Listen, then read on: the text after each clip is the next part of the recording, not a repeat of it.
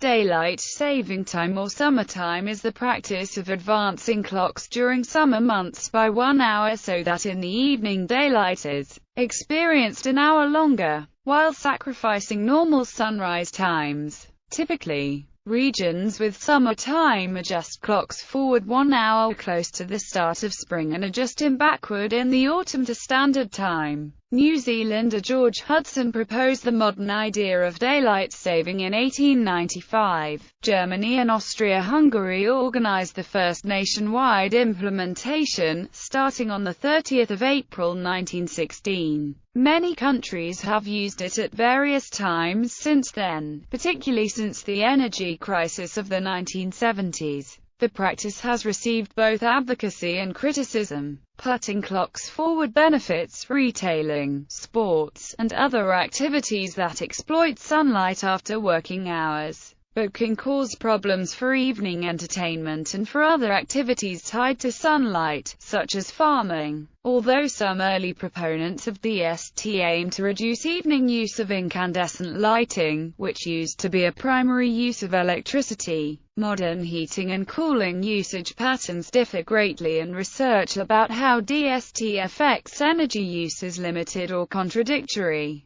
DST clock shifts sometimes complicate timekeeping and can disrupt travel billing, record keeping, medical devices, heavy equipment, and sleep patterns. Computer software can often adjust clocks automatically, but policy changes by various jurisdictions of the dates and timings of DST may be confusing. Rationale: industrialized societies generally follow a clock-based schedule for daily activities that do not change throughout the course of the year. In contrast, an agrarian society's daily routines for work and personal conduct are more likely governed by the length of daylight hours and by solar time, which change seasonally because of the Earth's axial tilt. By synchronously resetting all clocks in a region to 1 hour ahead of standard time, individuals who follow such a year-round schedule will wake an hour earlier than they would have otherwise. They will begin and complete daily work routines an hour earlier, and they will have available to them an extra hour of daylight after their workday activities. However, they will have one less hour of daylight at the start of each day, making the policy less practical during winter. While the times of sunrise and sunset change at roughly equal rates as the seasons change, proponents of daylight saving time argue that most quantify people prefer a greater increase in daylight hours after the typical 9-to-5 workday. Supporters have also argued that DST decreases energy consumption by reducing the need for lighting and heating, but the actual effect on overall energy use is heavily disputed. The manipulation of time at higher latitudes has little impact on daily life, because the length of day and night changes more extremely throughout the seasons, and thus sunrise and sunset times are significantly out of sync with standard working hours regardless of manipulations of the clock. DST is also of little use for locations near the equator, because these regions see only a small variation in daylight in the course of the year. History: although they did not fix their schedules to the clock in the modern sense, ancient civilizations adjusted daily schedules to the sun more flexibly than modern DST does, often dividing daylight into 12 hours regardless of day length, so that each daylight hour was longer during summer. For example, Roman water clocks had different scales for different months of the year. At Rome's latitude, the third hour from sunrise, Hora Tertia, started by modern standards at 9:02 solar time and lasted 44 minutes at the winter solstice. But at the summer solstice it started at 6:58 and lasted 75 minutes. After ancient times, equal-length civil hours eventually supplanted unequal, so civil time no longer varies by season. Unequal hours are still used in a few traditional settings, such as some Mount Athos monasteries and all Jewish ceremonies. During his time as an American envoy to France, Benjamin Franklin, publisher of the Old English proverb, "Early to bed, and early to rise, makes a man healthy, wealthy and wise," anonymously published a letter suggesting that Parisians economize on candles by rising earlier to use morning sunlight. This 1784 satire proposed taxing shutters, rationing candles, and waking the public by ringing church bells and firing cannons at sunrise. Despite common misconception, Franklin did not actually propose DST. 18th-century Europe did not even keep precise schedules. However, this soon changed as rail and communication networks came to require a standardization of time unknown in Franklin's day. Modern DST was first proposed by the New Zealand entomologist George Hudson, whose shift work job gave him leisure time to collect insects, and led him to value after-hours daylight. In 1895 he presented a paper to the Wellington Philosophical Society proposing a 2-hour daylight saving shift, and after considerable interest was expressed in Christchurch, he followed up in an 1898 paper. Many publications credit DST's proposal to the prominent English builder and outdoorsman William Willett, who independently conceived DST in 1905 during a pre-breakfast ride, when he observed with dismay how many Londoners slept through a large part of a summer's day. An avid golfer, he also disliked cutting short his round at dusk. His solution was to advance the clock during the summer months, a proposal he published 2 years later. The proposal was taken up by the Liberal Member of Parliament Robert Pearce, who introduced the first daylight saving bill to the House of Commons on 12 February 1908. A select committee was set up to examine the issue, but Pearce's bill did not become law, and several other bills failed in the following years. Willett lobbied for the proposal in the UK until his death in 1915. William Sword-Frost, Mayor of Orillia, Ontario, introduced daylight savings time in the municipality during his tenure from 1911 to 1912. Starting on 30 April 1916, Germany and its World War I ally Austria-Hungary were the first to use DST as a way to conserve coal during wartime. Britain, most of its allies, and many European neutrals soon followed suit. Russia and a few other countries waited until the next year, and the United States adopted it in 1918. Broadly speaking, daylight saving time was abandoned in the years after the war. However, it was brought back for periods of time in many different places during the following decades, and commonly during the Second World War. It became widely adopted, particularly in North America and Europe starting in the 1970s as a result of the 1970s energy crisis.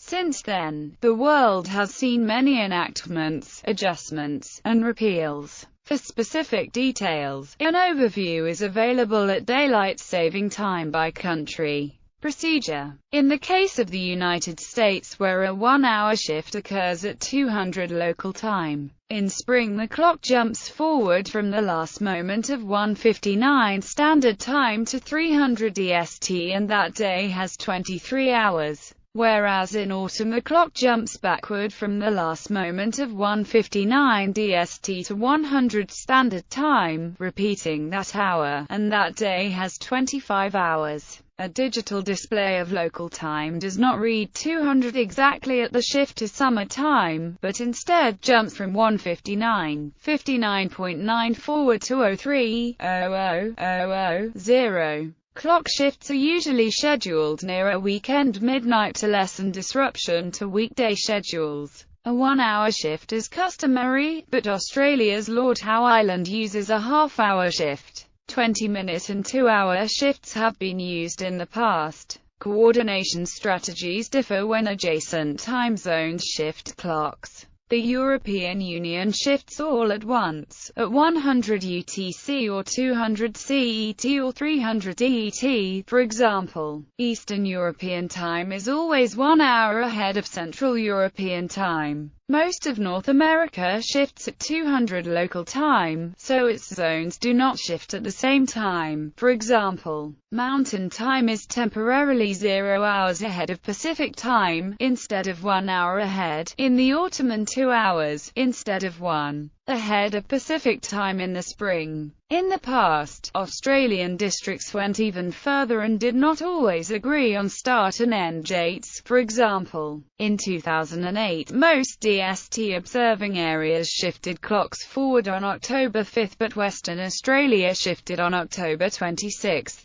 In some cases only part of a country shifts. For example, in the US, Hawaii and most of Arizona do not observe DST. Start and end dates vary with location and year. Since 1996, European summertime has been observed from the last Sunday in March to the last Sunday in October. Previously, the rules were not uniform across the European Union. Starting in 2007, most of the United States and Canada observed DST from the second Sunday in March to the first Sunday in November, almost two-thirds of the year. The 2007 U.S. change was part of the Energy Policy Act of 2005. Previously, from 1987 through 2006. The start and end dates were the first Sunday in April and the last Sunday in October, and Congress retains the right to go back to the previous dates now that an energy consumption study has been done. Proponents for permanently retaining November as the month for ending DST point to Halloween as a reason to delay the change in order to allow extra daylight for the evening of October 31st.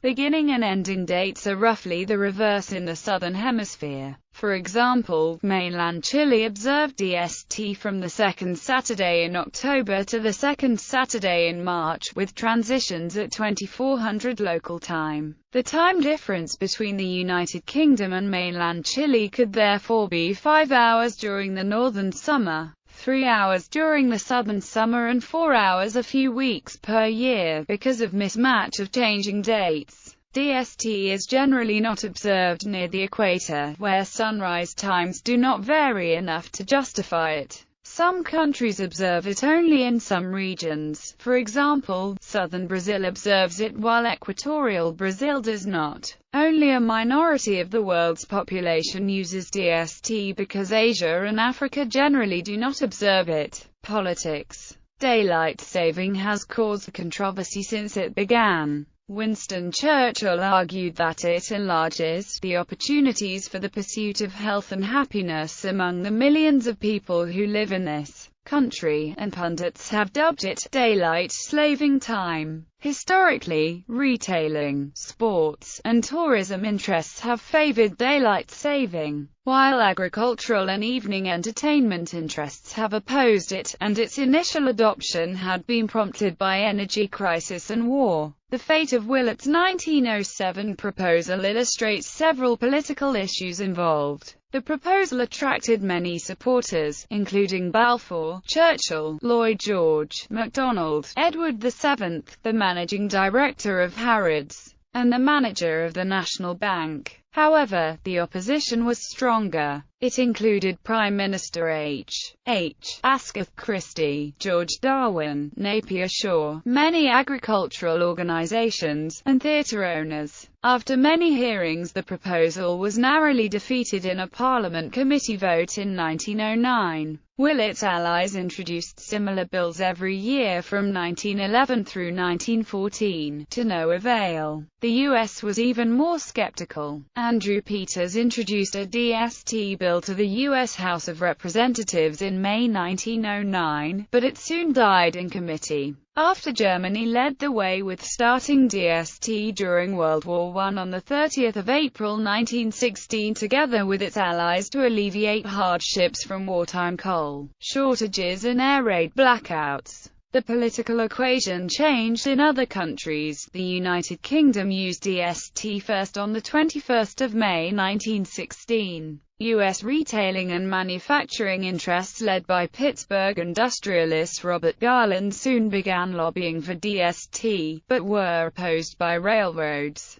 The U.S.'s 1917 entry to the war overcame objections, and DST was established in 1918. The war's end swung the pendulum back. Farmers continued to dislike DST, and many countries repealed it after the war. Britain was an exception. It retained DST nationwide, but over the years adjusted transition dates for several reasons, including special rules during the 1920s and 1930s to avoid clock shifts on Easter mornings. The U.S. was more typical. Congress repealed DST after 1919. President Woodrow Wilson, like Willett, an avid golfer, vetoed the repeal twice, but his second veto was overridden. Only a few U.S. cities retained DST locally thereafter, including New York, so that its financial exchanges could maintain an hour of arbitrage trading with London, and Chicago and Cleveland to keep pace with New York.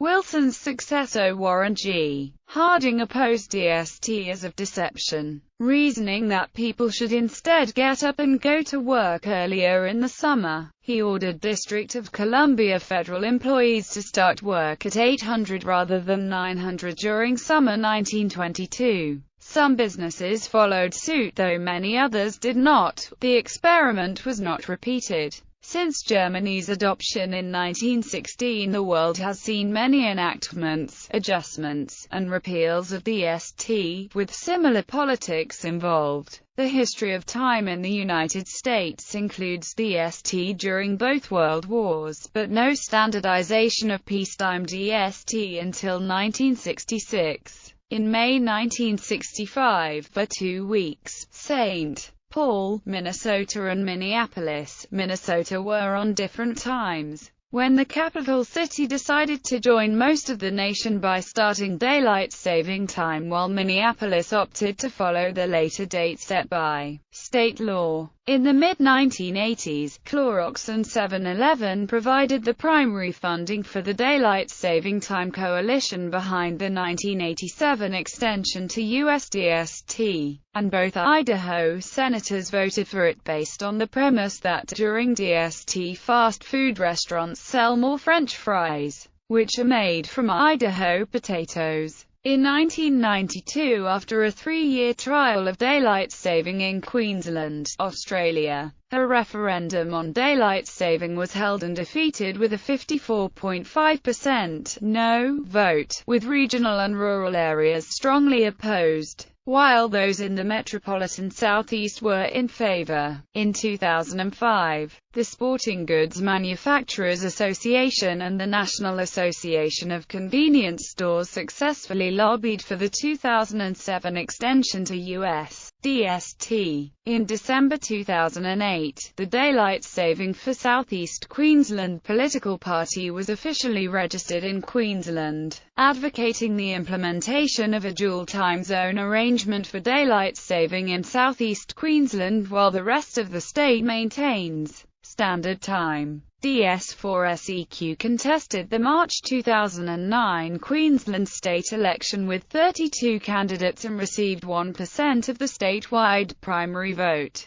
equating to around 2.5% across the 32 electorates contested. After a 3-year trial, more than 55% of Western Australians voted against DST in 2009, with rural areas strongly opposed. On 14 April 2010, after being approached by the DS4SEQ political party, Queensland Independent member Peter Wellington introduced the Daylight Saving for South East Queensland Referendum Bill 2010 into Queensland Parliament, calling for a referendum to be held at the next state election on the introduction of daylight saving into southeast Queensland under a dual time zone arrangement. The bill was defeated in Queensland Parliament on 15 June 2011. In the UK, the Royal Society for the Prevention of Accidents supports a proposal to observe SDST's additional hour year-round,